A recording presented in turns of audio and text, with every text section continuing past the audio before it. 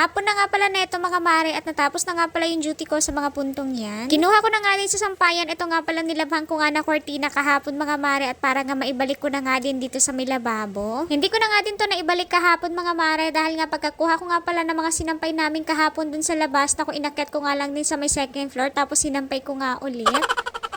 Ganun talaga mga mare at normal na nga yan sa atin bilang nanay nga na pagkakuha nga ng sinampay ay hindi nga agad tinutupi.